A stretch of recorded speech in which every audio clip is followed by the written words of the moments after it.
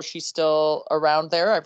I've heard a lot of great stories about Sarah there, but Jon, I'm not gonna say his last name right. You would have played against Sarah too. She played for the Action back in the day.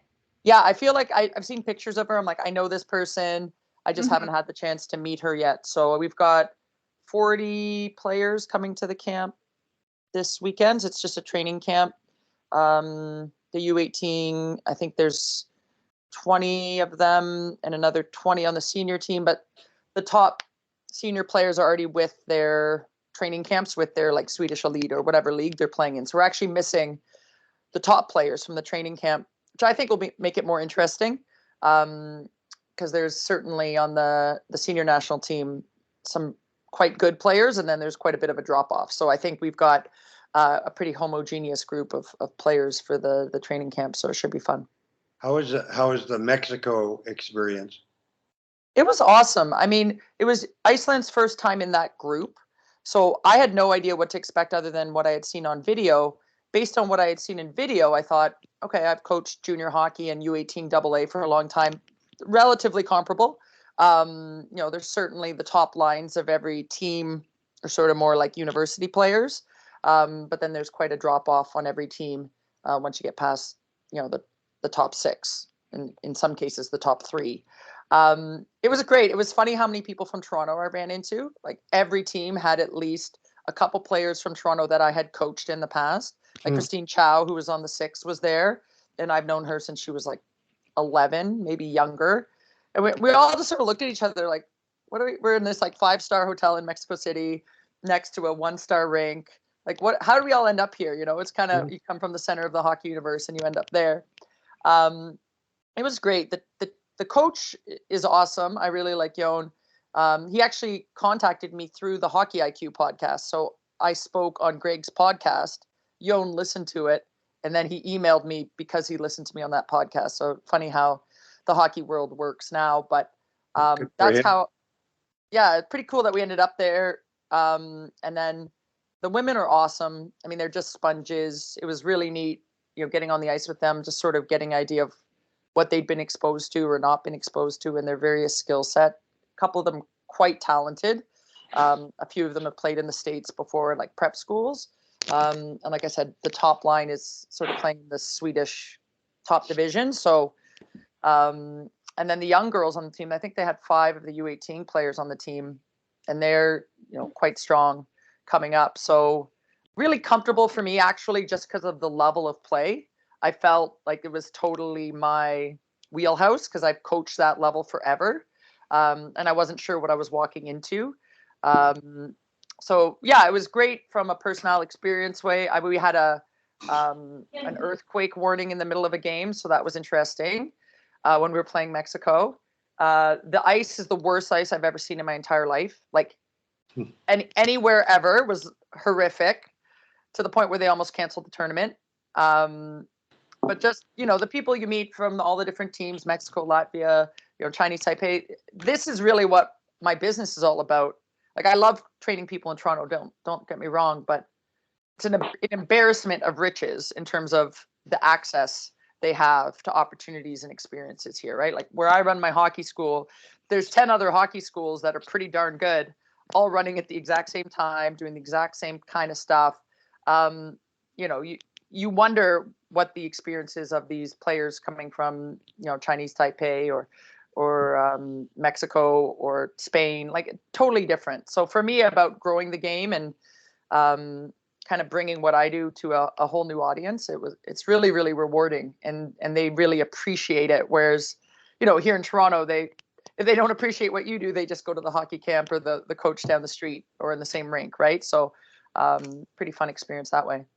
And Kim, there one more small hockey world connection. Many of your girls, I guess, or the ones on the national team anyway, I guess those are your girls too. They would know their former coach, Bart Moran, and I'm going to his wedding September 9th in Vermont. Awesome. His mom was one of Barb's best friends. So how many years ago was he there, Tim? Sorry? How many years ago was he there? Not long ago. Well, Yeah, I guess with COVID, you forget the void there. Probably 5 or 6 years ago. So, but I'm sure I know there were a couple real good Icelandic girls. The last time I went to Peter Elander's camp, that would be like 10 years ago.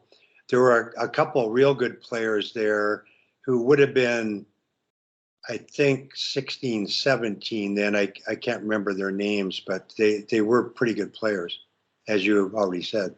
Billy and I have been over twice, and so I've had probably 10 Icelandic goalies come over to my goalie school, but a lot are adults, like newer. You know, like we've had probably half national team, junior national team, but others that are just like rec that play against the women of winter that just love it, that just want to, pursue it. So yeah, their goalies are, I mean, I don't speak goalie. The goalie coach is from Ottawa, I believe, but she lives over there now and plays in the Icelandic Pro League. Okay. So another, Ontario connection there, but Shawley is her first name, but I can't remember where she played, what university she played at. She might have played D3. Anyway, she and I sort of had that Ontario connection there, but the goalies are like the goalies we had with the tournament were completely different. We had a goalie who was a gymnast who I think had been playing goal less than 5 years, who was phenomenal and so competitive, like, so intense. It was amazing. Like, and I laugh, right? Because they're all like these blonde, beautiful, like 6 feet tall. Like it is like the stereotype is true. And, and then they're just like so tough and they're like, they're just these like lovely humans. And the other goalie who was on their U18 team is about 6 inches taller, bigger, like much more kind of like stand up, traditional goalie. And we didn't think she'd get into any of the games, but the top goalie struggled a bit. And I don't know any of the backstory. I've never seen either of them like live in a game. And I'm like, well, just put the other kid in. Like, I forget who we were playing, but it didn't look like we were going to get the win. So and everyone kind of looked like, should we? Like, shouldn't we? I'm like, we're taking the L here anyways. And she went in and did awesome. It was so cool. I think she's been to North America for camps before. Her name's Andrea. Anyway, big, tall kid. So I love that stuff, right? You throw someone in, she's never played on the senior national team at that level. She just goes in and, she might have let in one, the rest of the way. She was in for about half the game. Those are the kind of moments you just think are awesome. And, these U18 kids who are playing with the senior national team, I'm trying to throw them out in different situations. I was coaching the D, so I had 2 of them, and they're super excited before the game. And then, you throw them out and they kind of look at you like, seriously, I'm going in. You're like, yep, here we go. So that was really neat because they think they don't belong, but they certainly do skill wise with that crew. So it'll be interesting to see what the rest of the U18 group looks like compared. Like I said, those kids I've seen are clearly their top 6 in the country. I'd be curious to see what the drop off is after that. Kim, I have a question. You talk about your wheelhouse, and I think I have an idea what it is you do well. And you've got this position in a unique cultural opportunity to grow the game, and you're coming to an environment that you've got to adapt to and familiar with a lot of people. So what are the things that you bring that you're going to try to do with them to take their program developmentally, competitively to the next level? Well, I think the biggest one would be relationships, being a female coach. I'm certainly nowhere near their age, but, I've had quite a bit of an experience. I think, I wasn't always like God's gift to hockey at a young age. I kind of got good late in life. So I think, there's an interesting dynamic there that, in speaking to some of the senior national team players, they're still improving, even though they're, on the senior national team. They're still on an upward trajectory. And I think when I played college hockey, and even when I was playing pro, I was still learning and still getting better, even though I was quite a bit older. So I like that vibe, and I can identify with them quite easily because I've coached U18 and U22 forever. I feel like that camaraderie and that knowledge of what players of that age and level are going through and the challenges they might have off the ice, of course, but also on the ice in terms of their decision making or how to transfer their skill set over. I think because I'm a skills coach as well as a bench coach, and I've got the background in strength and conditioning, I have that ability to kind of weave everything together. So, for example, a couple of our second line players were getting power play opportunities at the World Championship. Their ability to quick release the shot, on a kick out pass or an east-west pass, not so great, right? So if I have 10 minutes with them in a practice, we're not going to like massively change that skill, right? But if I can have them understand, okay, when that puck comes, here's how your body should be. Here's how you load that stick. Here's how you walk off that wall. One of those players actually scored the game-tying goal off that exact play, in one of the next games. So those kinds of things where you go in, you're almost a fixer, and going, okay, like this player may not know it's actually just the way she's holding her stick or the way that she's releasing that shot. So that was with the senior national team where I was more of an assistant role. Now coming in with the U18s being the head coach, I don't know any of them. Like, I don't know their skills. I don't know who's supposed to be the best player. I don't know who's supposed to be the weakest goal. Like, I have no context, and I think that's actually a bonus for me. I think that's actually to my benefit. I don't have any preconceived notions of the backstory, and so I come at it with fresh eyes, which I think is interesting. And I might see something in a player that no one else has seen or no one else had thought of, or get some really interesting conversations. Go, wow, that kid's really great, and then you sort of read the room, what the other coaches say or what they're thinking. So, it's only a short time. It's really short-term competition mindset, right? I'm not with them all year. And I've had the opportunity to do some short-term competitions with Team Ontario. So I think I'm quite good at kind of getting the energy in the room going, picking a way we're going to go and just, banging on that drum. I like to think I'm a pretty motivational person and pretty inspiring person. So when we get to the Four Nations with U18 or the senior national team, like taking a theme and riding it through for a week and a half, I don't get the chance to do that a lot because I haven't been with Team Ontario for a while since I had kids, but I'm excited for that, kind of getting that vibe going for a short term, I think is one of my best gifts. Getting the energy up in the room, getting the energy up in the bench, keeping them focused. And I haven't gotten to do that in a while. So I'm particularly excited for that as a head coach on U18, but being a part of that at the senior national team as well. But I think that ability to come from it from a bunch of angles, having been a head coach for a long time, had been a skills coach even longer, strength and conditioning coach. It kind of lets me do everything I do with total female hockey all at once with the group, which will be really fun. Tim. One thing, Kim, as a suggestion that we did for and encouraged the Danish girls to do is at Christmas one year, Peter and I bought them, the Federation helped us fund it, but bought them one of the Swedish puck handling balls.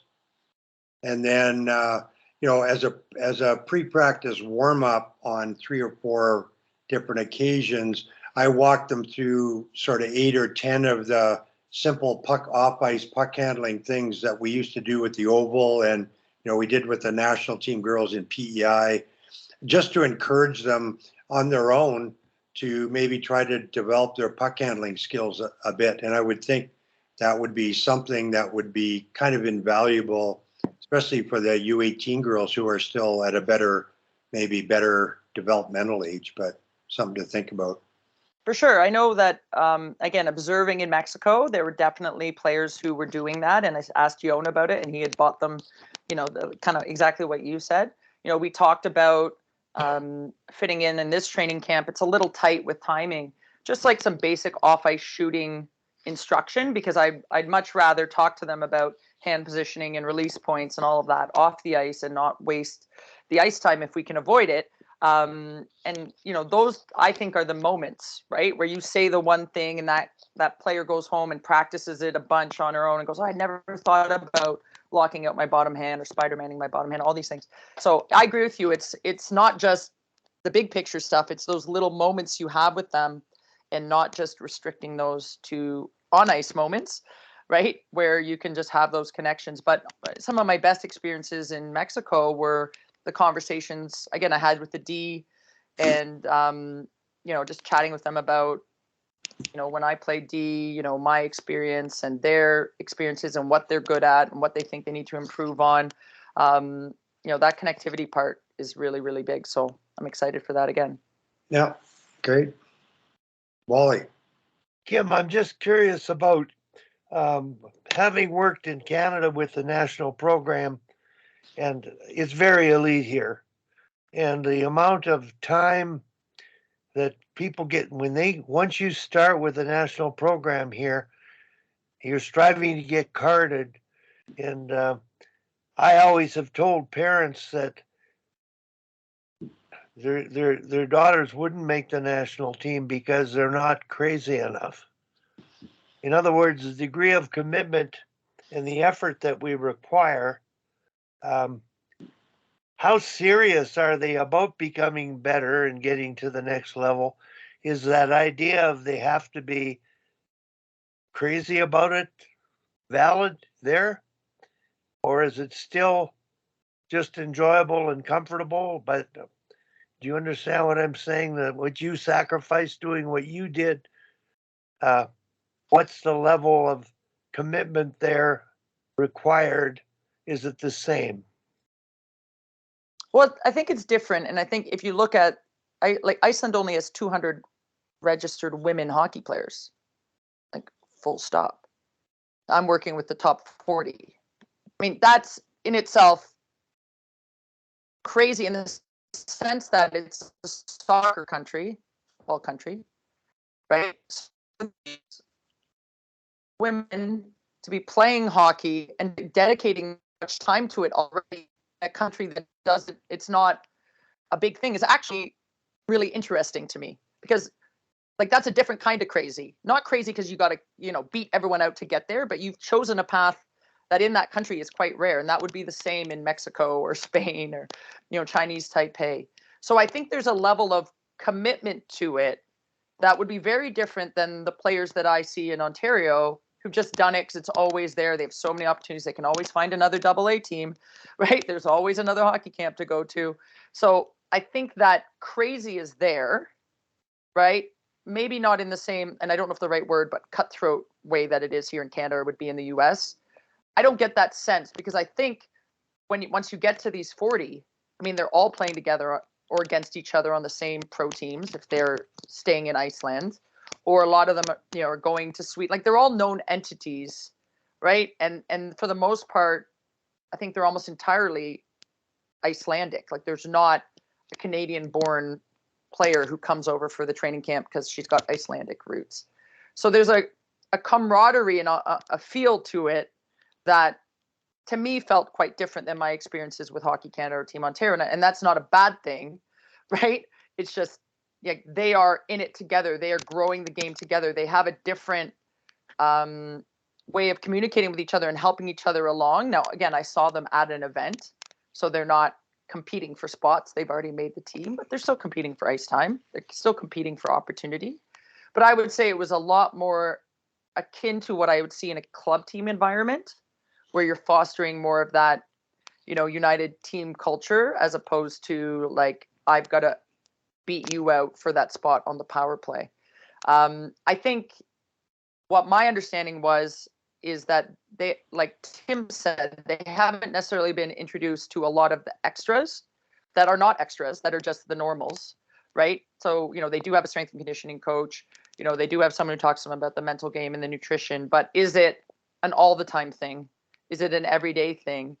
Or is it just something they do right before they get into their training camp for their team? My sense in talking to the coaches is they're not necessarily full-time focused athletes. And I don't think that they necessarily can be. I mean, there's quite a few of them have a couple young kids or older kids, or, the ones who are playing pro have other full-time jobs. They're not, getting paid, I don't think, at all. If they are getting paid, good for them, but probably not a lot. So yeah, I think they're crazy because they're doing it in a country that only has 200 players who play hockey, and it's a football country. But are they obsessed with it? They might be, but I don't know that they know what the level of obsession in the right ways is, the same way that people in Canada, the US, and the other top countries in the world are focused on the right details or the important details. But yeah, they definitely, I mean, there's a love for it that's palpable. There's no one there who's like, oh, I just play hockey all the time, so I'm here. Like they're there with that same love of it that I've seen back here at home. Kim, you use the word obsession, and I find in Canada, North America, but in particular in Canada, in minor hockey, competitive hockey, and so-called elite hockey, there's an obsession that loses perspective on the essence of how you get to be the best you can be. And it sounds like they love the game well enough to do whatever they can. And Kim, you know the phrase we've talked about as Sharks, your job of what are you going to do, when are you going to do it, how are you going to do it, it's all about the right stuff, right amount, right time, and the right way. Sounds like you're a perfect fit. You're sure seeing the environment really well. I've experienced coaching in Japan. I did the best I could do, but listening to you talk, and I know Carla went over and coached in Japan, and I think she got a better sense of what needed to be done and how to do it there than I certainly did. So kudos to you, and I'm so happy you're starting to get your work out there, and you've always been a person who's knowing worldly. You've done skills development online. Have you done it with people in other countries online? Oh yeah. Yeah, I had, when I did the COVID Yellow Garage workouts, I had people all over the world signing up for it. But it was me doing it, and like they were cameras off because I'd have like 100 people on a skill session. So if cameras were on, I wouldn't be able to watch them anyways, and it would crash the whole system. But for sure, I had players signing up from Japan, Kazakhstan, like Mexico, everywhere. So, and I've worked with the Czech team. God, that was back in 2010. I went over like more under the guise of the strength and conditioning side of it. I'd love to do more of this stuff and travel with Total Female Hockey and do hockey camps. And I know that's more of a thing. I just, can't quite reconcile doing that with the 3 kids at home while I run around quite yet. But that's definitely an avenue that I'd like to pursue. But I think, Wally, the biggest thing I know this to be true, irrespective of whether it's Iceland or the hockey camps I work at, where I've got the house league kid and the AA kid on the same ice because it's by age group. Like I just meet them where they are. They can all do the stuff, right? It's just a question of how, like you said, right place, right time, right decisions. I can't go in there and give them, a practice that's way above their means and expect them to get a lot out of it. So our focus for this training camp is a little bit more introducing some concepts. And again, the head coach of the senior national team has identified, he knows the 40. I don't know the 40. Kind of the way we want to play, which fits very much the way I want to play, kind of fast, smart, tough, or pace, poise, physicality, the stuff that I always talk about. And so that's what I'm going to be teaching, right? So it's not all flow drills and gameplay. It's even more in my wheelhouse because it's like, let's teach you how to get off the wall better. Let's teach you how to retrieve a puck and beat someone one-on-one. And those are the types of things that we're going to be focused on. And ultimately, that's the stuff that if I'm not the coach one day or another coach comes in and says, oh, we're changing the breakout phase, we're giving them a skill set and a tactical set that allows them to be successful. So that's the plan. Thankfully, they all speak English because I don't think I'm going to learn Icelandic in the short term. But yeah, it'll be fun. And I unfortunately don't have a lot of time to sightsee on this trip because this training camp, of course, landed in my 2 busiest weeks of hockey camps. I think I have 200 kids at my hockey camps between this week and next week. So I can't quite take a week-long vacation in Iceland yet, but maybe in the future, we'll see. Kim, in your absence, what do they do to develop who do they play for? Is there anybody working with them that teaches and bridges the gap of developing tactical skills that can apply to game situations, which requires, a hockey IQ that I feel can be taught? Is that possible for them in your environment?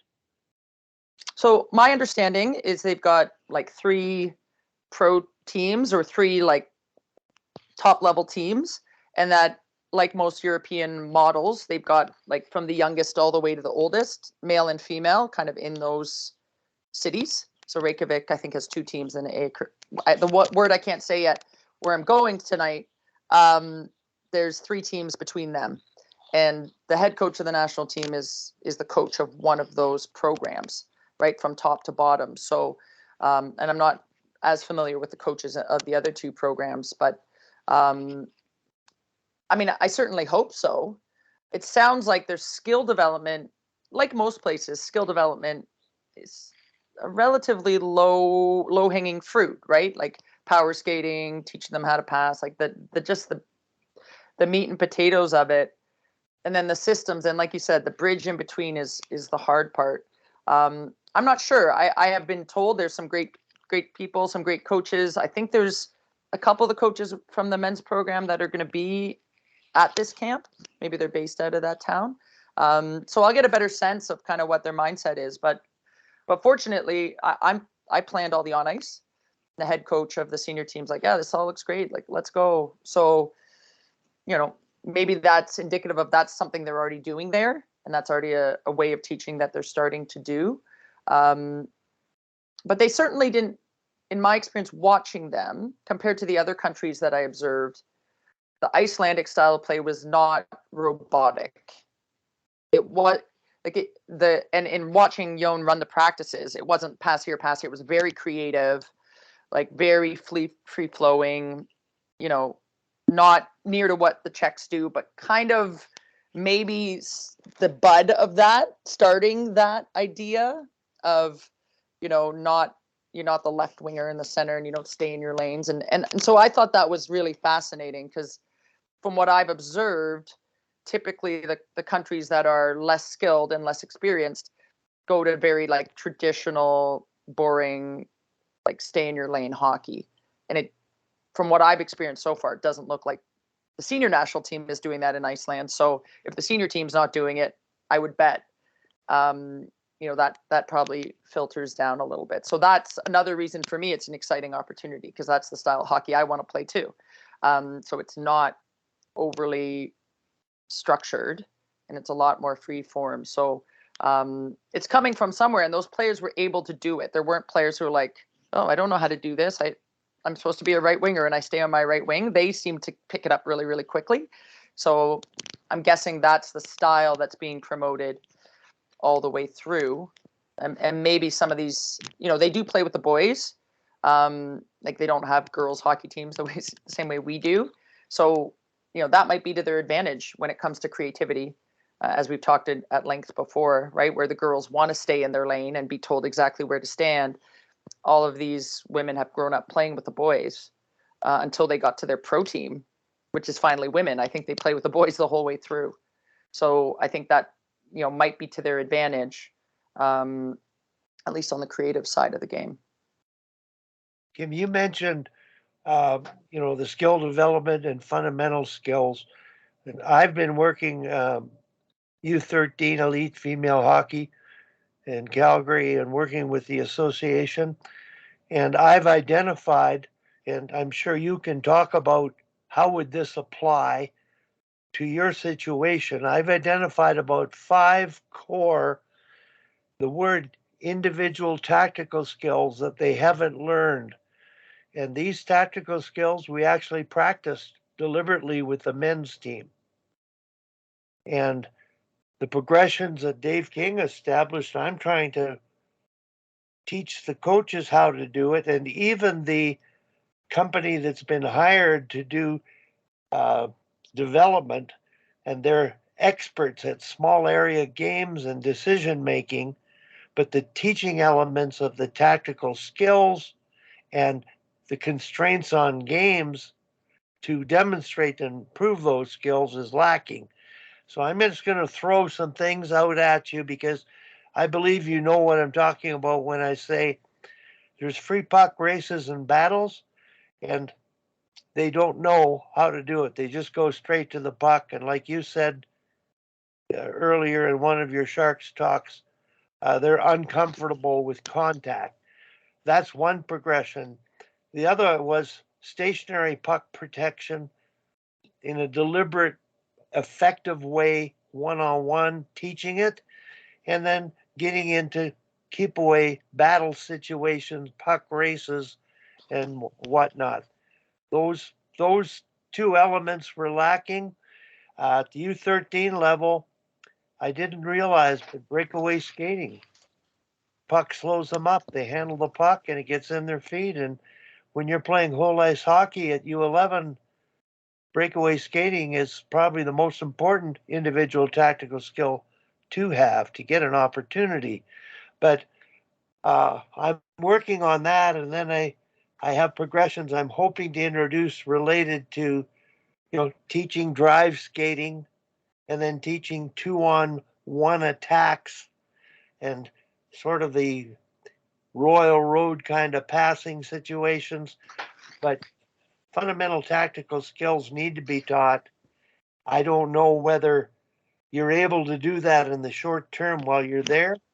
Can you comment on any of those? Yeah, those are some of the themes that the head coach has identified for the senior national team.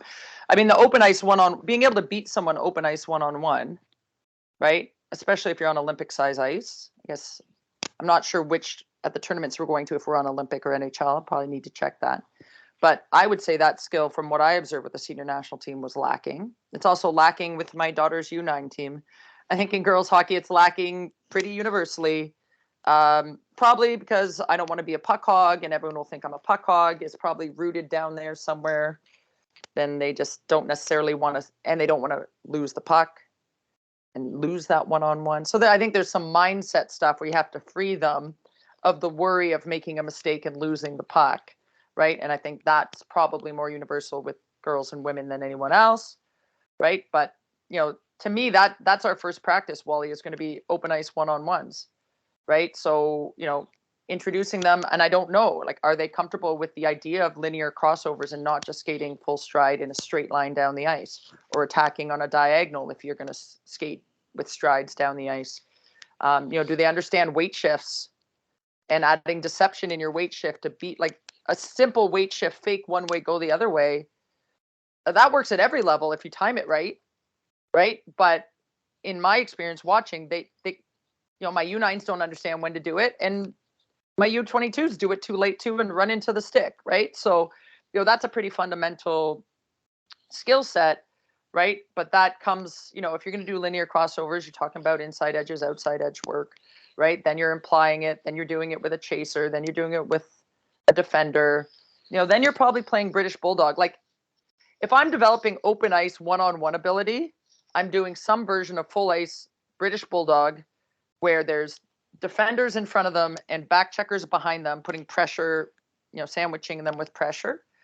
And, quite frankly, we're probably going to do that tomorrow night. We're probably playing full ice British Bulldog, because that's the game. It's the entire game when you're in U9 and U11, probably. I mean, there's some passing, right? But even with the senior national team, to have that one-on-one opportunity and not make something of it is a really big lost opportunity. And certainly if they're on Olympic ice, there's a lot of those opportunities. And then we'll work on being able to do that coming off the wall. I agree with you completely. Their ability to protect pucks while not skating away from someone is even worse than their ability to protect pucks in open ice. And I don't know where I saw this, probably on Instagram yesterday. I think it was a Dallas Eakin said 80% of the game is played within 3 feet of the boards. I'd say in girls hockey, it's probably 90% of the game is played within 3 feet of the boards, right? So teaching them how to be safe, to get possession in those areas, but then to bring it back to the middle because that's where the nets are.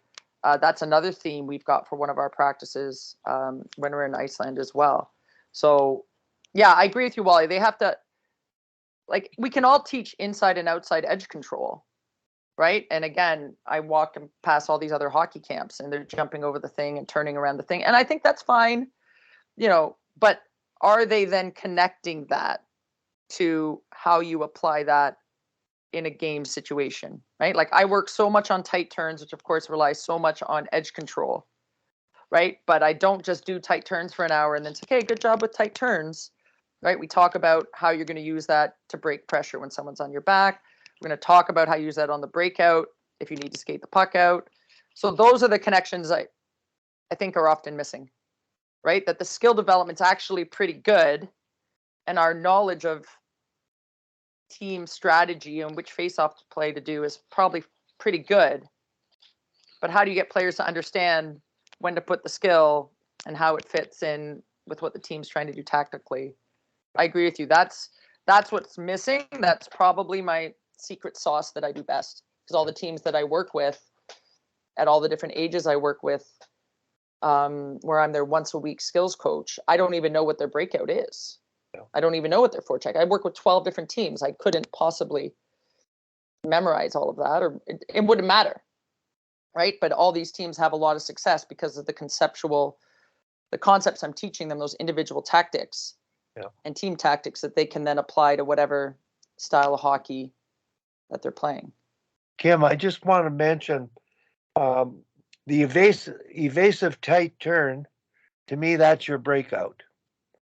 I've been watching U18 AAA tryouts here in Calgary.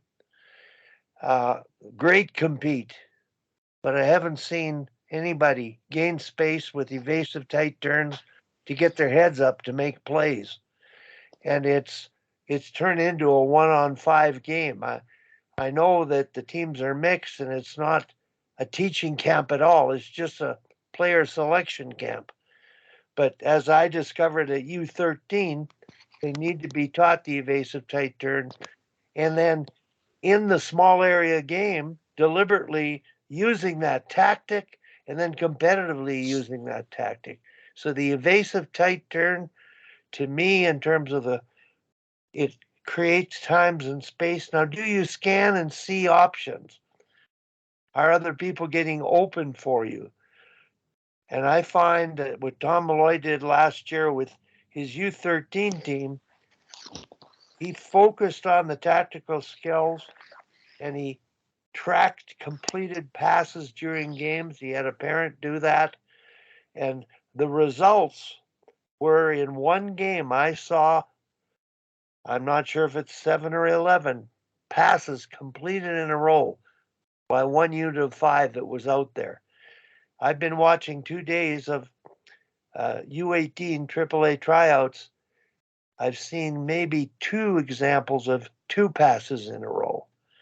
And it's the possession and the IQ are an example of that. And I'm just curious about their ability to use each other versus 1-on-5 or 1-on-1, which is important. But as a team game, what kind of work do they need to do? And is that part of your toolbox there? Well, I think it's interesting because I agree with you. Like evasive tight turns on the breakout are critical, but I was working with my university group yesterday, because they're all getting ready to go back to school. So we've gone like 1-on-1, 2-on-2, smaller area battles to get that compete up.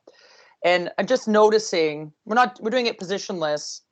Say you do a 1-on-1 where you dump it off the goalie, it goes in the corner, they're trying to score. A lot of them aren't able. They've got the player on their back is to the net, and they cannot get around the corner and take a shot. Like they cannot.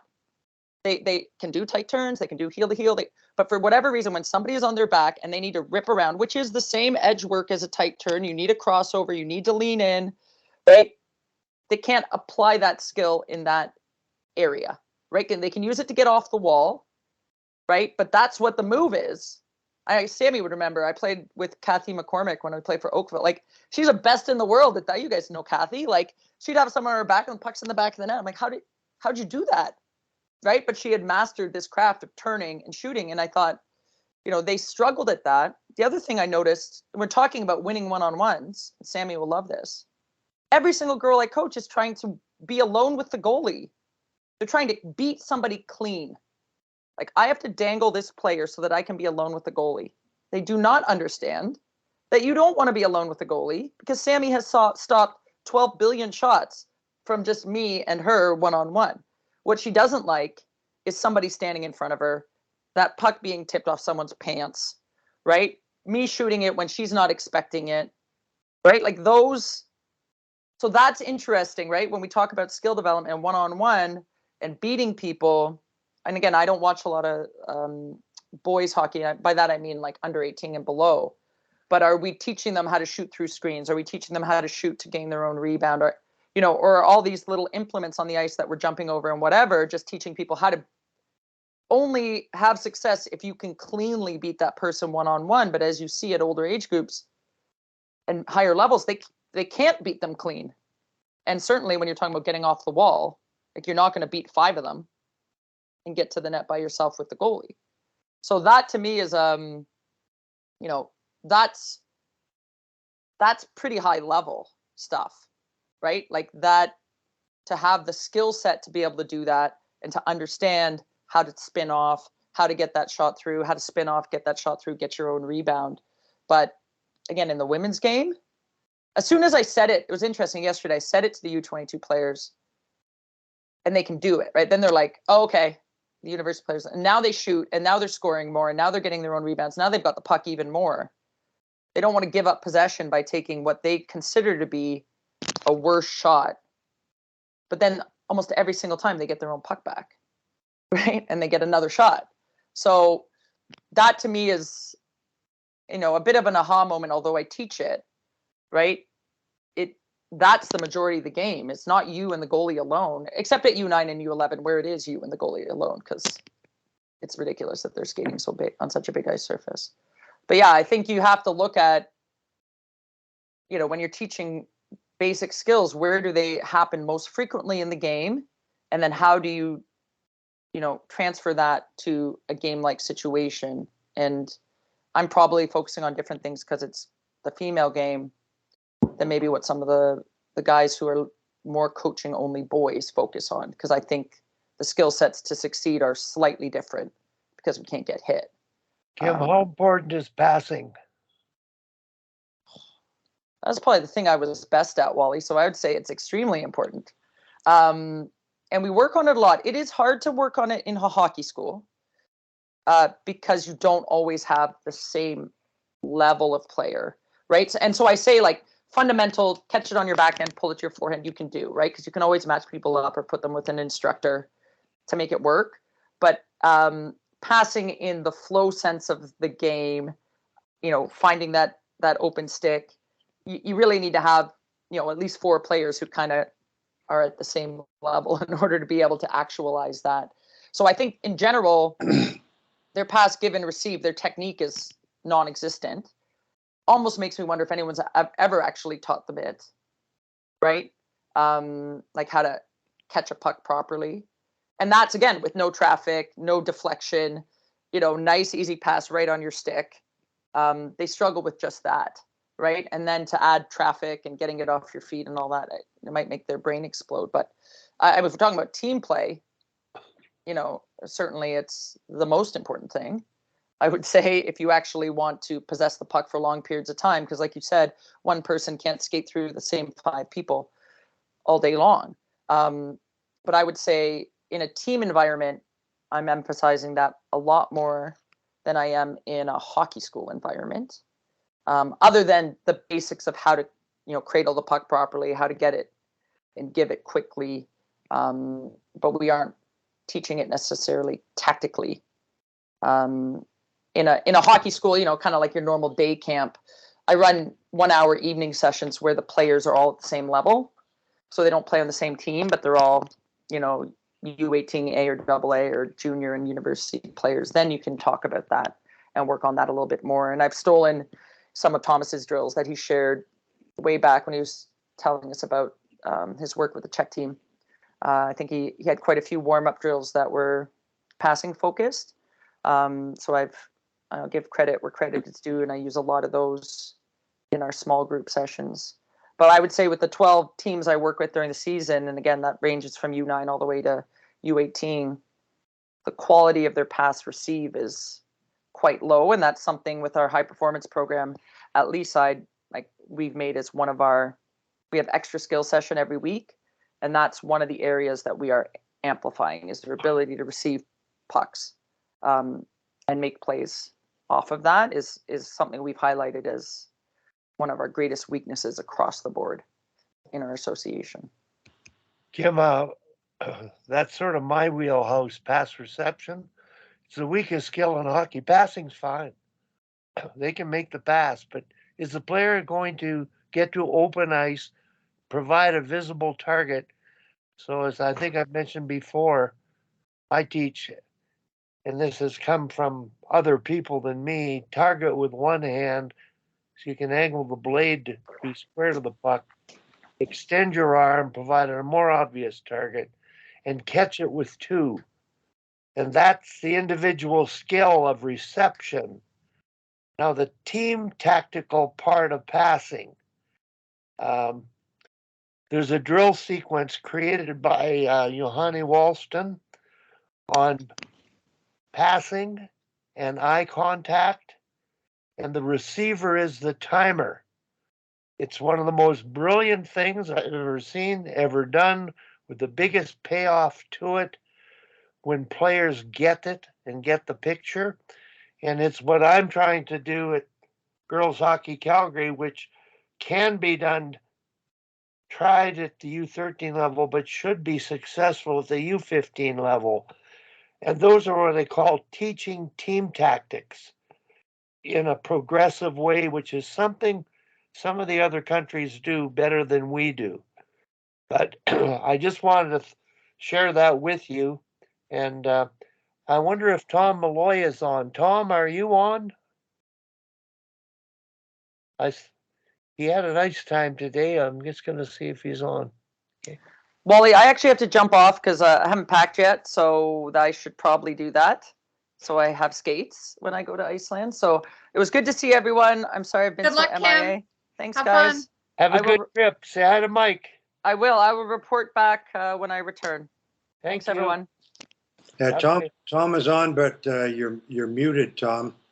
I was going to say I was hoping to interject before Kim got off there, but if we zoomed out from Iceland, there's kind of an interesting development at the 1A Women's World Championship where China is going to be back in the big pool next time around. They're about to win the 1A championship they're hosting, and right now it's either going to be Netherlands, Denmark, or Austria that would join them in the relegation process. And anyway, so that's kind of a bit of a surprising development, I would say, because I don't think unless they won't. Leah Lum, the Toronto 6 player, just scored the winning goal. Pardon? Leah Lum, our Toronto 6 player, just scored the championship goal to beat Austria. Yeah, I wondered how many North Americans are playing for China, but yeah, because it's at home in Shenzhen, I think that they got a lot back. They all changed their names then because it's not apparent that. Right. Well, they have their Chinese names. Yeah. They have Chinese backgrounds. And I was involved 3 years ago when identify a camp in Toronto of U20 players, identifying players, and Brian Nadolski came in taking over the pro team, and he also coached them, I believe, in the Olympics in China. Yeah. I thought he was coaching now, but it's the head coach of Mercyhurst. We have a girl, Cassie Bettenall from Calgary, that played hockey here, went to Minnesota. Then I believe she went to Colgate, and she's been over there all year training. And I got a text yesterday from Mike Kennedy. It was actually a large text, including a lot of people, about the crowds that are at that tournament were pretty enormous. And I'm really impressed with the entertainment part and the engagement of the crowd at those competitions. And I think I watched the World's Women's Soccer Championship where they had crowds of 70,000 in the stands.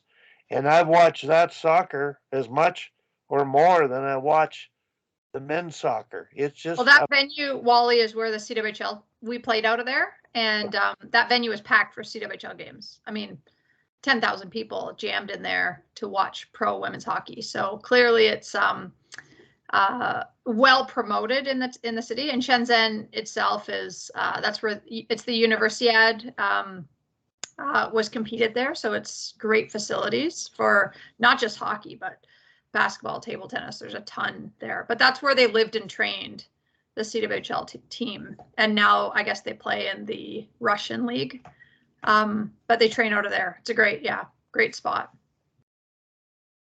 Now listen, I wanted to share with you topics that might happen moving forward, but anybody here, feel free to interject anytime. But these are things that have been happening in my world.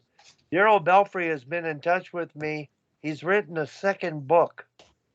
I purchased 2 copies last night. Tim, I'm going to give one to you. It's on offensive hockey. Nice. Thanks, Wally. He's going to be on, I think, in the future. I'd like to hear what he has to say about his book and his level of thinking, because it obviously is in the area of offensive hockey IQ and execution in tactical situations. And interestingly enough, I had a long conversation with Josh Morrissey yesterday, a Winnipeg Jet defenseman. And Sammy, you might have met him. I don't know. But I taught high school.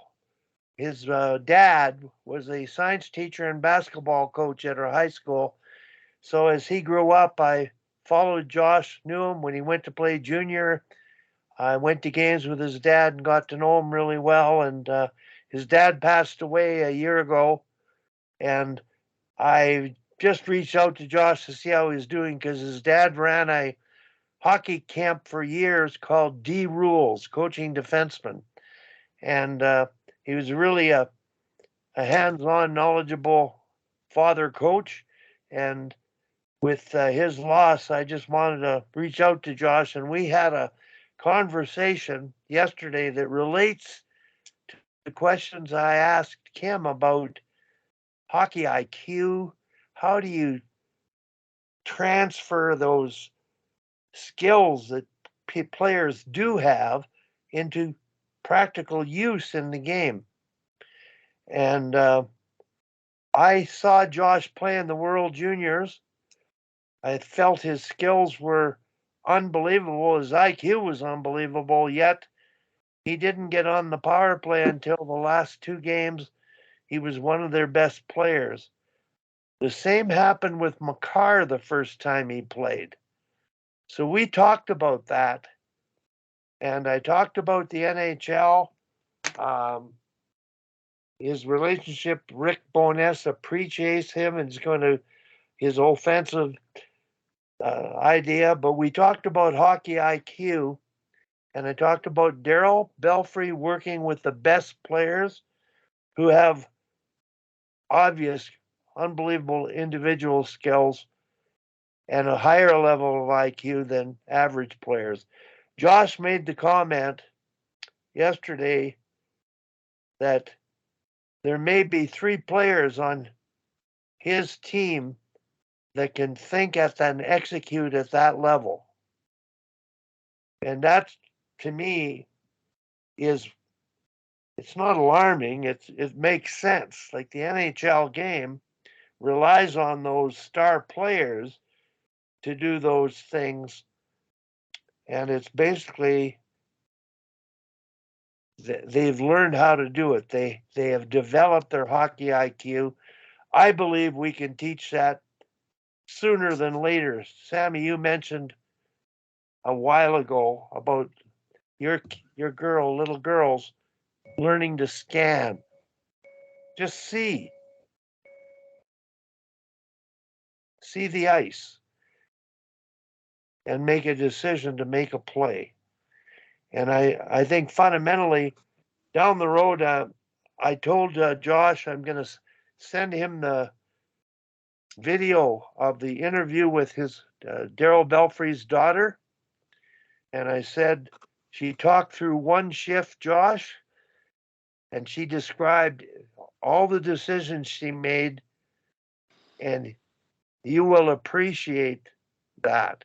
So I'm just hoping to get this all connected with what we're doing and trying to get the game to another level, because I think it's sort of spinning its wheels developmentally. Tom, did you finish your ice time? Yeah, I finished with the college girl, and I'm going to work with U15 and U13 sisters in 5 minutes. Okay. I don't know if you heard very much, but any thoughts to share on what I've said or you've heard? Yeah, you know what you've said, it makes a lot of sense, and I think we have to remember that hockey is a game of transition, that each team gets a puck 3 or 4 times every minute, and about 180 to 200 times a game. So, good habits are so important, and faking and, making players lean on these kind of things, to set up things that I don't know if we teach very much of that, and that, and that tight evasive turn, like you said, being the key to the breakout is, I totally agree with that. You got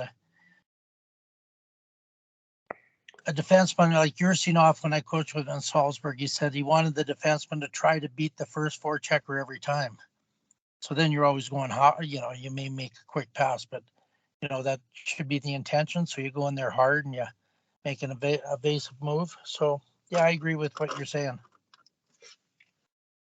Hey, Tom, I'm glad Sammy's on, because I've been watching girls U13, 15 preparation camps using nothing but small area games. And the work you did when I watched those girls at the U15 camps run by Global, it's evident they have a hockey IQ. They've improved their skills because of the time spent at your school and all the private work they've done in the summer. But what I saw in the U15 ice time in small area games blew me away in terms of the eyes up, getting open space, completing passes, making plays. Now, in the other arena, Twin Arena, but in Great Plains, I walked over and watched the U18 AAA's tryouts, which are just scrimmaging. And there's no 2 passes in a row. If you had 2 passes in a row, there was a reason to cheer. It was all about compete, battle, turn the puck over, not possess the puck to make plays. But I would say in a shift, there would be about 10 turnovers with the puck being given away. There was no team possession and no passing. So that's something, as the whole association, I'd like to influence with the help of what you're doing, Tom, and what we're talking about here. It's the biggest thing is lacking. People think, and Tim, you would know, in our day, they always said you can't teach IQ. You can't teach hockey sense. And I don't know what everybody else thinks and can comment on, but Sammy, what do you think? Can you teach hockey sense?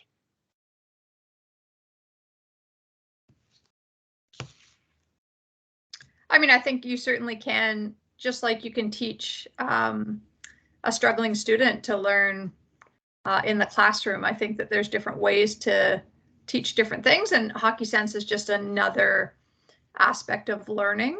But I do think that where I struggle sometimes as a coach is, so, transitioning, obviously when I teach goalie sense, that is easy. I know it, I can feel it. I know, I can see the minutia of the position.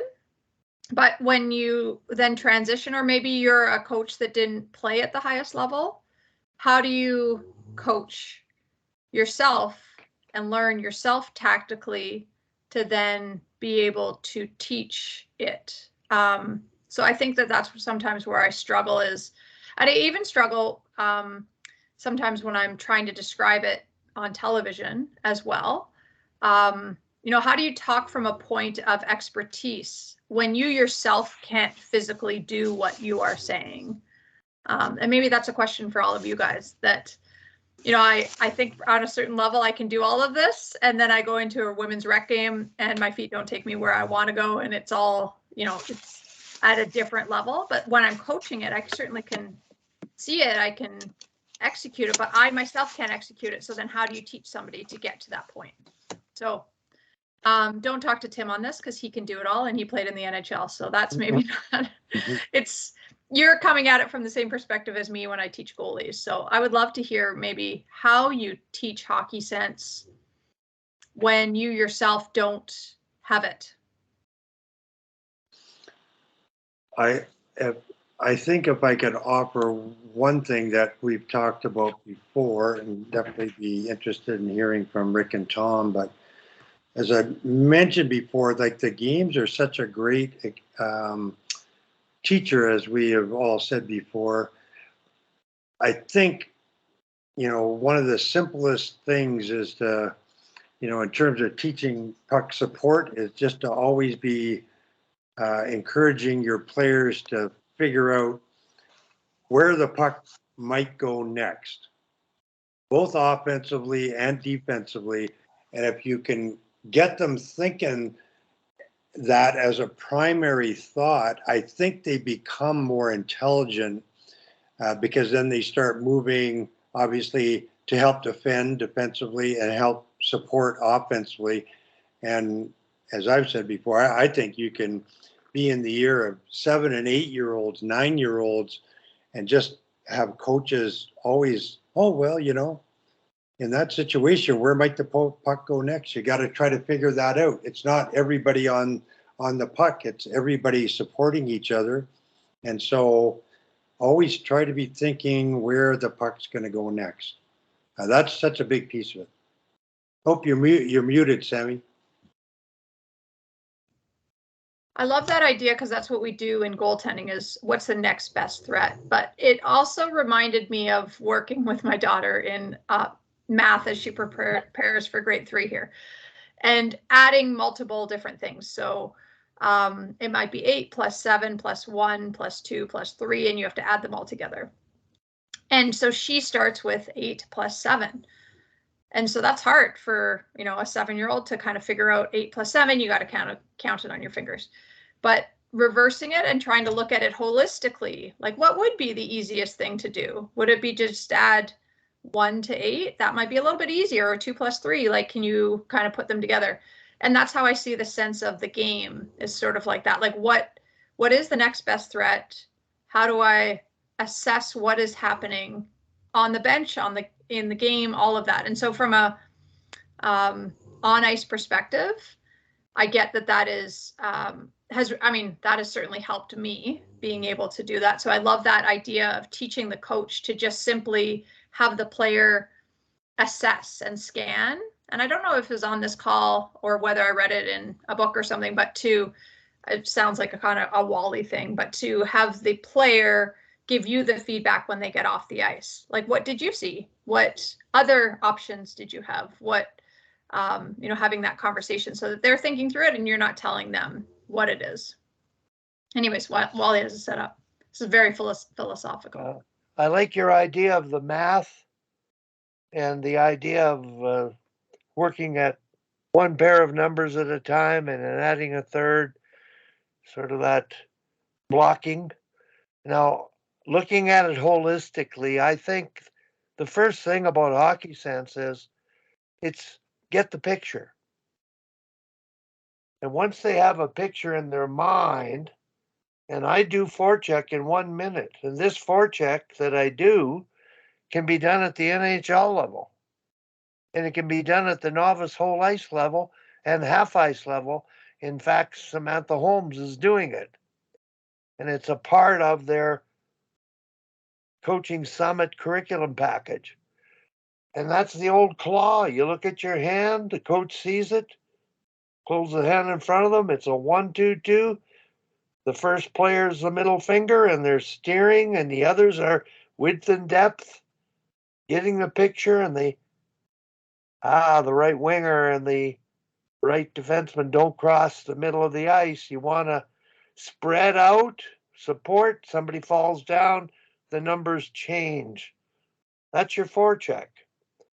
So now that's playing without the puck. With the puck, Tim mentioned the idea of passing, and I believe that passing is exactly what you said. It's awareness of how much pressure is there? Where is the open space? It's the other people that have to get open, and the person with the puck has to have create enough space and time to see what's happening and use that player and make that pass. So make yourself available, and the passer has to create the time and space using those tactical skills to make plays.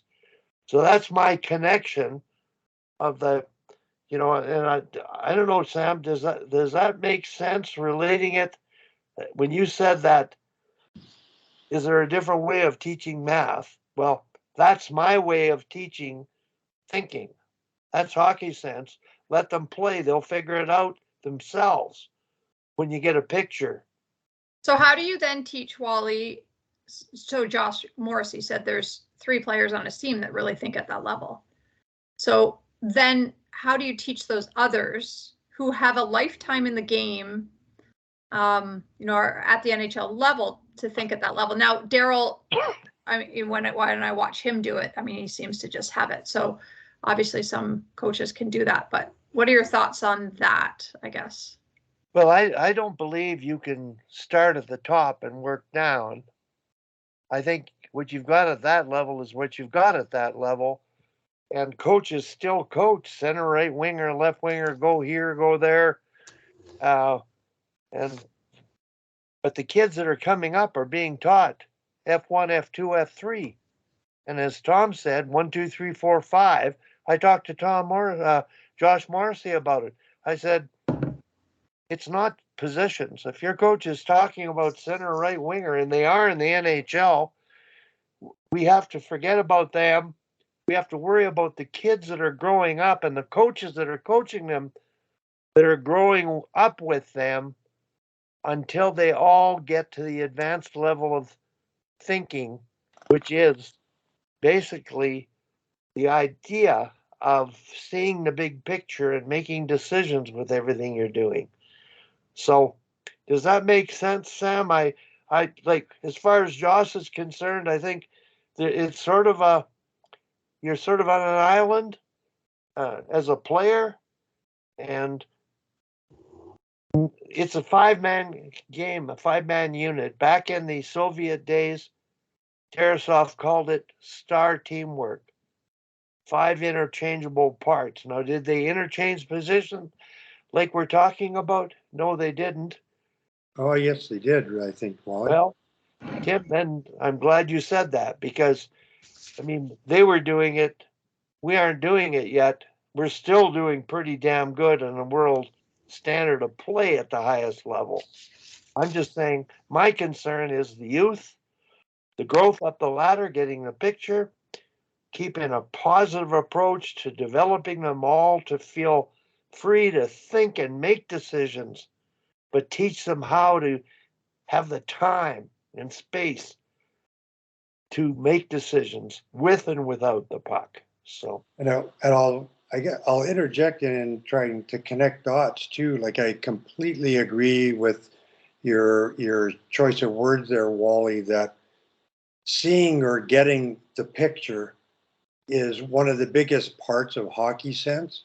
And that's where, again, if you go back to, coaches always encouraging players to always be thinking, where's the puck going to go next? Or where could it go next? What are the one or two main options?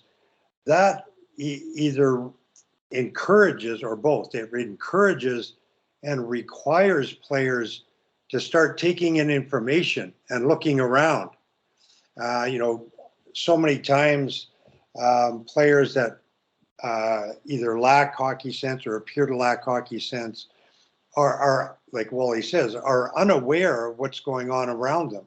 So the promotion of scanning, and like Peter Smith always liked to say, take in information, know what your options are, know what the other players' options are.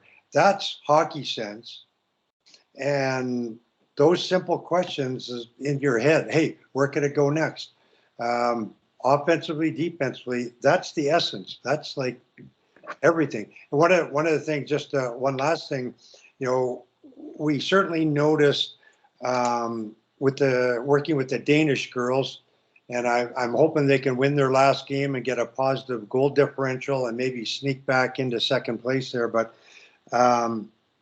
one of the things we are guilty of as a group too many times is coming over the offensive blue line with the puck and being focused. And this is one of the dangers I wanted to get in with Kim. When you start to encourage one-on-one play in the open ice, you get focused on that one-on-one play. And one of the things I think really needs to be addressed is to get the broader vision. Like, so we did some simple drills where, we just said, hey, you're carrying that puck across or approaching the offensive blue line. We need to see you looking across the ice to get a sense of, do I have support? Do I not have support? Do we have numbers? Do we not have numbers? Because that was one of the biggest areas that we were lacking, was recognizing when we had support and creating offense through that. So, Tim, though, I just want to mention on that, before that one player looks around, the coach has coached, create 2-on-1s, close support, quick close support. So that's part of the big picture. Yeah. Of it's one thing for one to scan and make a decision. Now it's another thing to sort of tell them what to do so that we outnumber them, create 2-on-1s. That's close support. Where's the third player? Is the fourth player coming across? Whatever. Everything will happen in a more natural fashion relative to the situation rather than in a structured fashion. The only structure to me is the principle of outnumbering them, create 2-on-1s, communicate on the ice together, but communication isn't by yelling so much as it is by eye contact. And that can be learned, as Sammy said, scanning at a very young age. Yeah, and I think it's kind of like three levels there, like we talked about. First, developing the habit to try to figure out where the puck can go next. Then, as you say, Wally, sort of Daryl's big thing, create the mini 2-on-1s, like the closest player that's able to try to figure out how you can create a mini 2-on-1 to be an option. And then the next closest offensive player, maybe you try to figure out where you can create, either a change the point of attack option or a little, a sort of a second passing option. So, all those things sort of link together to create offensive hockey sense. Peter, go ahead and welcome. And you're muted. Yeah. All right. I think I'm And good. you're no longer driving, which is a good thing. Yeah. Yeah. Not good for anybody. But first off, hello, everybody. Good to see you all again. Looks like we're getting back into it, which is great. And Tim, just to your point there, when you were talking about the Danish team there and coming over the line and that whole one-on-one issue, the other piece too, when they do look across the ice, is for me, it creates an element of deception. too, because if I'm doing it properly, I'm turning my head, I'm taking a good look. Now all of a sudden that defender has a moment of doubt. Is this still, am I still playing in one-on-one? Should I be moving to another spot? Because now it looks like the play is changing different, which buys you a little bit of time. And at the higher levels, like college on up, like that could be a difference maker too. So the piece of the point of deception and just taking away the one-on-one, because the thing that drives me nuts, I've been watching a lot of video from different college teams, and just watching them take the puck wide as if they're robots, and the defender just keeps them outside the dot, and that's it. Instead of looking across, like you're saying, maybe pulling up a little bit, using a little deception, trying to beat that one-on-one. That struck a chord with me when you brought that up. That's all. Yeah, and players can learn to obviously add that to their individual tactical package. Like, as the offensive player, I might be thinking, okay, Wally, I'm going to try to beat you one-on-one. But as I approach that blue line, just like you're saying, Peter, I'm going to bait Wally by looking across and maybe changing my pace or slowing down like I'm looking to pass. And all of a sudden, boom, I'm going to try to beat you with a move. Like, it's a really important part of the whole picture. Peter, in keeping with what you said, the idea of look one way, pass another, that's deceptive. Part of, like, fake a shot, pass, that's deception. It creates doubt, indecision, and it creates space because there's hesitation. So whether it's a deceptive tight turn, or look one way past the other, or just a little flinch and a fake, that's going to make a lot of more than one person bite, and it's going to create the time and space that's going to allow the finishing of the play. If you teach that tactical skill, deceptive quick puck movement, the deception of the head fake is critical. If you can't skate well, the head fake will work. But let's get them both working. Now, Brad Wawrinka years ago, Tim, went to a hockey school. He had U13 kids on the ice. They were pretty skilled. It was all 5-on-0 breakout. Every breakout was look one way, pass the other. It was quite amazing at that age. But I think these are things that, how do we get coaches to begin to allow their players to put that into their toolboxes on the ice? It's just sort of one-on-one, and the binders are on, and they're going, and they don't see and aren't aware of anything around them. And I'm witnessing this as I watch U13s up to U18s in girls hockey, and the U15 group up, demonstrating their extreme hockey IQ compared to what I've seen before, that have been sort of gotten a year under their belt of being coached and taught hockey IQ, particularly those with Tom's team.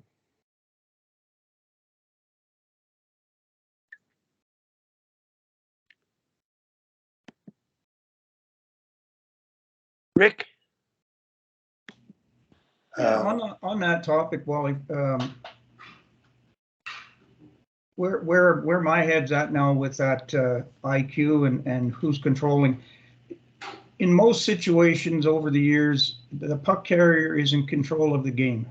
Everybody is watching to see what he's going to do, and then they try to fit in offensively to support that. And coaches say you need to support, you need close support, you need far support. It's a term, but do they really take the time to explain it and drill them at it, make them understand what it is? I'm at the mind now where your support players need to be driving the play, not the puck carrier. Puck carrier is scanning to see what's available. The support players should be scanning to see where the free ice is and where I can be of help, and then get there and let them know and demand the puck. Plain and simple. And that's the basic Anatoly Tarasov, the old quote, that when they were at their peak, his whole thing was the puck carrier is dependent on the four other players, whereas North America, more so at that time, the thinking was the opposite, that the four players over here were dependent on what the puck carrier was going to do. So we had it asked backwards, and we're starting to figure it out. Really kind of interesting. Yeah. Just the other Rick, thing is, if I can jump back in here, is that I just don't think, in my observation, that coaches spend enough time trying to teach hockey sense. Partly maybe because they're not sure about what it is anyways. And in order to do it right, in my opinion, you need to slow the practices down. You can't just run high-paced flow drills to teach this. You need to go through the mechanics, the same as breaking down the passing skill with 8-year-olds. And yes, that eats up a little extra ice time on you, but the dividends, once they understand visually by having experienced it, seen it, been caused to repeat it enough times to start breaking old habits, then you start to see it in gameplay. Yeah, and I think we all know that far too many, well, I was going to say young coaches, but far too many coaches generally get overly focused on the big tactical, team tactical picture. What's our forecheck look like? What's our D zone look like? You know, all that stuff, which is important, but they get overly focused on that. They don't spend any time thinking about and evaluating with the players their individual hockey decisions and hockey sense. You know, it's really one of the cardinal coaching errors that's all too prevalent, along with the over focus on, you know, correcting errors versus looking for opportunities to provide positive support, like, hey, great job on the forecheck there, or a great net drive, or a great back check, or way to have your stick down defender on the forecheck. Look for the good things to support the players and the things you want to see more. So there are those two cardinal coaching errors, you know, looking just to correct mistakes and getting overly focused on the big tactical picture. Rick, I'd like to speak to what you said. Slow things down, talk about things, ask questions, make them think about what you're doing. Take some time. And that's one thing I mentioned to one of the global coaches. They were doing outstanding small area games with decision making and those tactics and deceptive skating and evasive passing. Oh, they were all built in. But taking time between to talk about what was happening, praising what was happening, so they would go out and do it even better. Now, Rick, coaches, this is a teaching sequence related to what you said. It's not talking to the players about what about this, what about that. That is the Johanni Walston's 3-step progression for hockey sense. And I've sent it out before, but I'm going to edit this portion of the video and ask anybody who wants to get the drill sequence. The first one is 6 on a circle or 5, passing 1 puck, then 2, then 3, and do not interrupt until they pass, because it will happen. 2 pucks will go to 1 person. This is the teaching point. Get your eyes up, pass to only 1 person who's available. Such a simple little drill, followed up by a give and go drill with a coach in the corner, receiving a pass from a player on the blue line and going in to receive a shot, receive a pass and shoot. But the coach keeps their head down. The player has to save ice until eye contact's made. And then they go in, and then you can put a player in the corner. That's what I mean about this was done 30 years ago by a Finnish coach. And they obviously have team offensive skills that And, we can borrow from them, steal from them, try to apply those things from them. I think that's my point is, your point, Rick, is take the time to talk about it. They process it in their minds, think about it. I think average coaches see it as a mistake to condemn rather than an opportunity to discuss and learn from. Go ahead, Rick. It's interesting. As part of my preparation for the team I'm going to be working with this year, I've been gathering up information. There was a group online that was offering a training camp program. So I subscribed to it, and to my surprise, when I started watching the videos, guess who showed up? You said 30 years back, Wally. What he was basing his whole program on was the old Gold Series. Yeah. Dave King, Jean Perron, Pierre Pagé. He's basically excerpted that as his talking points. And, when you go back to slowing down your practice and giving detailed instruction and letting the players, kids or adults, doesn't matter, get an actual feel and understanding of what you're talking about and what this terminology actually means, is what that Goal Series was all about. And it's still applicable today, in my opinion. And obviously in somebody else's opinion, because he's making lots of money selling it. But Well, Rick, I was with Dave King, and when he put Goals 1 together, he had a drill, Sammy, where there were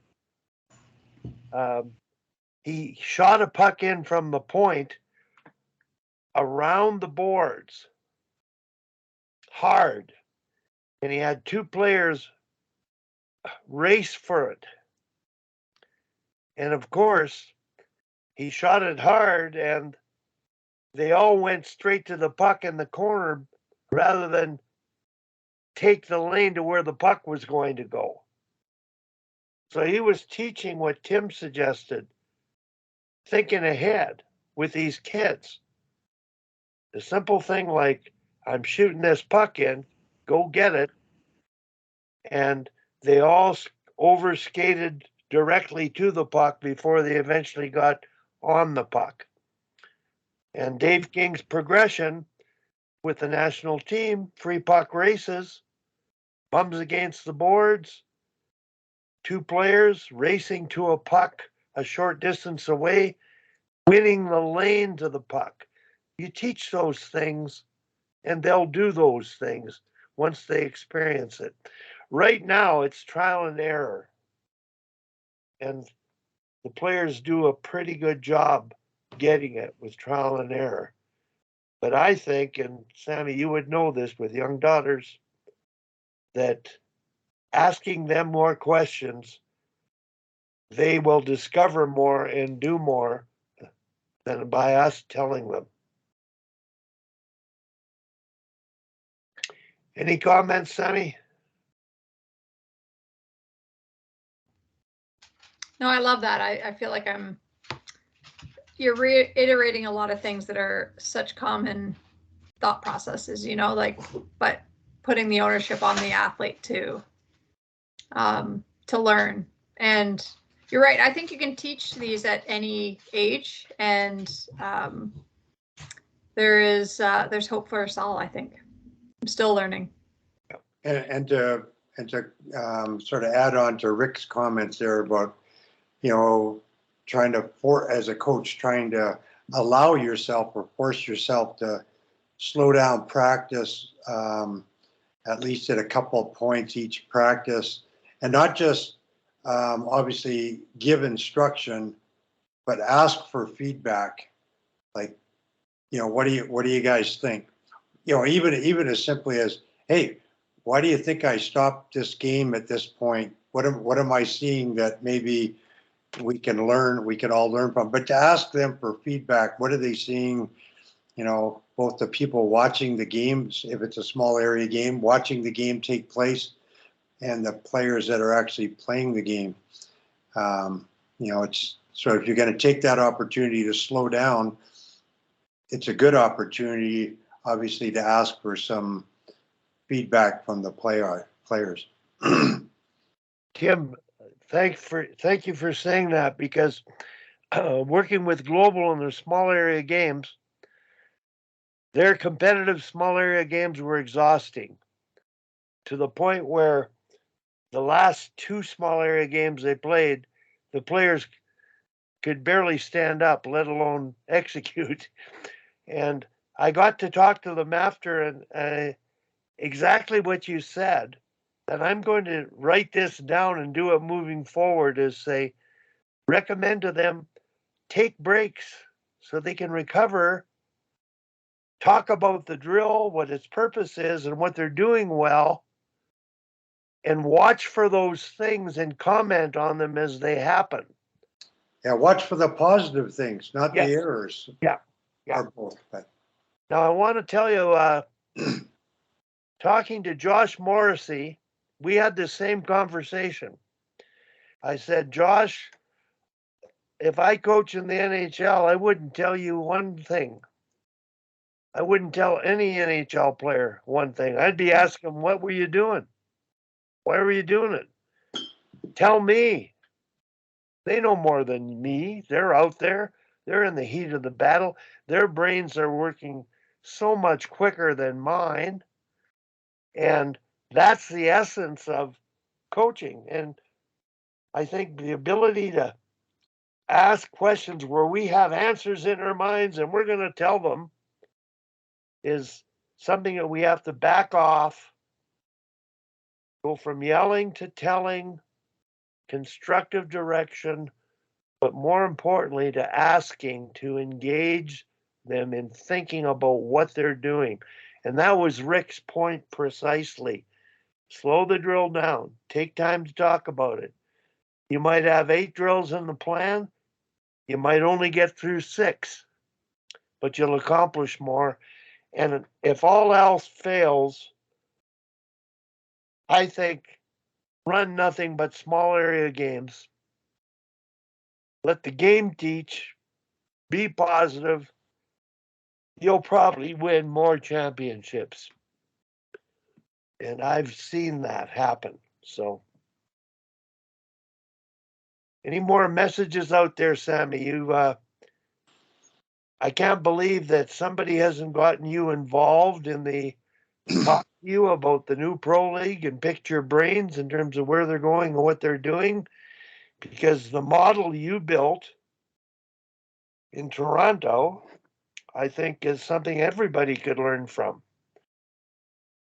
So, well, thank you, Wally. That's very kind. I think, like any coach or administrator in hockey, your time is maybe fleeting. So it's, having gratitude for the people that I got to work alongside. I just wrote a reference letter for Angela James to receive a doctorate. And it made me really reflect on how fortunate I was to get to work alongside her. I didn't know her, in 98. She was there for a couple months, and then I was cut from the team, and then she was cut from the team, and then I was brought back. So I knew of her, but I didn't really know her, just the impact that she had on the game. But certain people get painted in a certain way, and it's not really till you get to work alongside somebody and see the humanity that they have in every situation that you realize just the impact that they have in your life. And so working with her was pretty amazing. I think one of the things with being a part of a team is you get to make these connections, but also, we chatted on the phone every day for an hour, maybe 2 hours a day, just talking through things. And we didn't have the same opinion on a lot of things. And so coming to middle ground was something really special. But also, getting to work with people like Ted Nolan and Bernice Carnegie and seeing a whole different side of hockey that is often not reflected in our game, and how we can reflect it, and how I, as a white person, can, support and uplift and be an ally. but not just in words, but in actions too, and stretching myself in different ways that I didn't think were going to be possible. So yeah, I'm really proud of what we did in Toronto, not just because we won, not just because of the challenges and obstacles we overcame, but I think for what the team represented, but also more about what it was going to represent and how we wanted to intentionally build it in a certain way. So yeah, it's still, you know, it's still sad. It's hard. I think anytime a coach or a administrator doesn't get to move on in the game that they love. But it is kind of nice to have time, you know, after my hockey school finished and this past week, like we had friends over to sit in the pool. Like you know, these things that you just don't get time to do when you're so ingrained in it. So without this time to reflect, I don't think I would appreciate it as much, but it was really great. And I'm sure that I will continue to be a fan forever. And I still get to see a lot of the players and hear their trials and tribulations. And we went to Woodbine on the weekend. Got to see Jim Lawson and texted Tim a picture of Jim in his top hat, which was hilarious. So the Toronto Six were celebrated at the King's Plate, which was really fun. But also amazing that somebody like Jim Lawson, who's the CEO of Woodbine, and Michael Copeland, who's the incoming CEO of Woodbine, who is Summer McIntosh's agent, the swimmer, know so much about our game and know so much about the Toronto Six. And it's just a really refreshing to be in an environment where people know. And when we brought the cup into the King's Plate area, into the royal enclosure, that everybody knew what that cup was. I mean, that was just really special. So that was fun.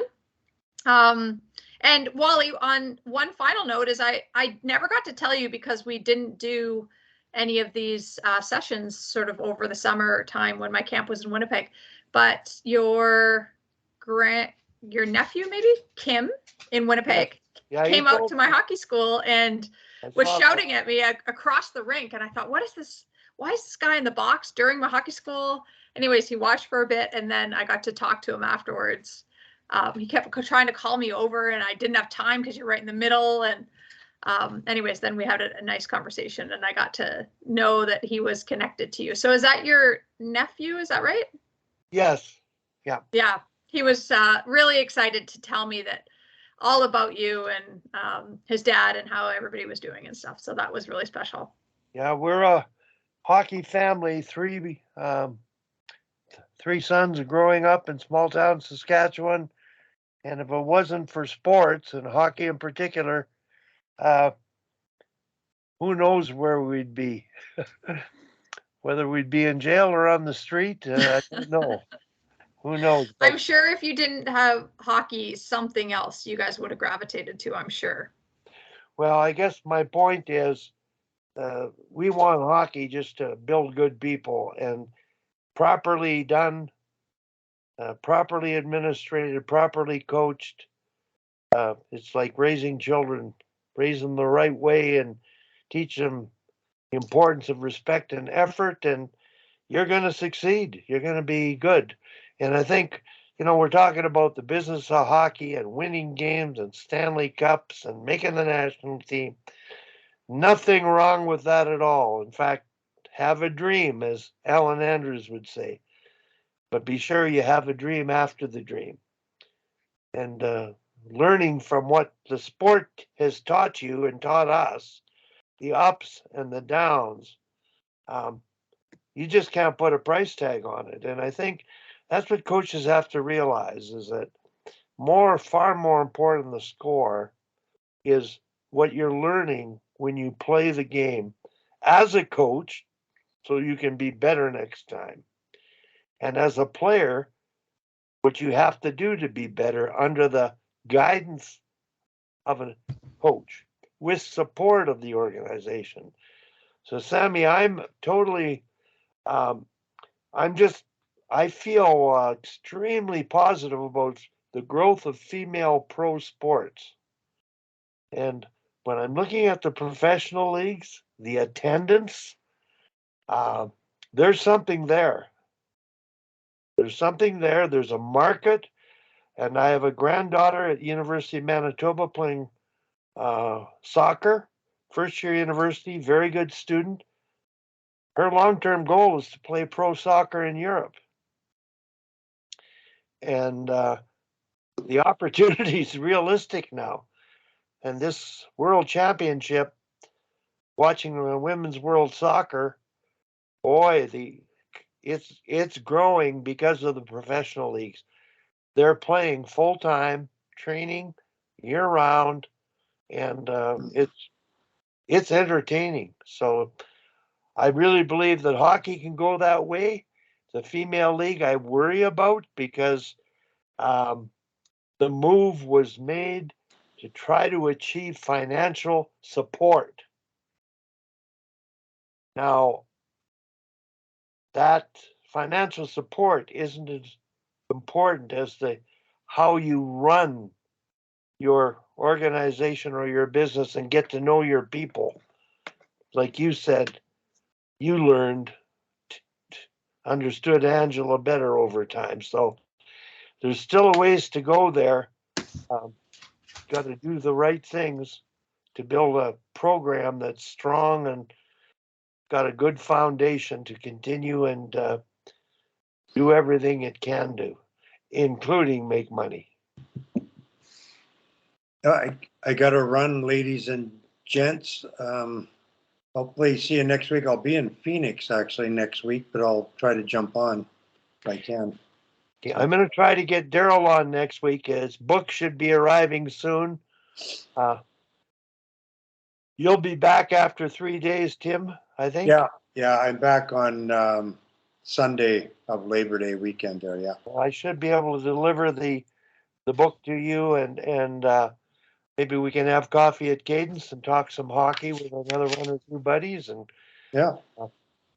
Anyway, it's really good having everybody on. I'm glad Kim was on before she took off, and I'm really thankful for everybody coming on. And I know I'm working full time now, but I think this Thursday time is very important, more important than the work I do, because the wealth of experience in this group being shared with people the right way, I think you have a big impact on the game. So we'll just keep doing our thing.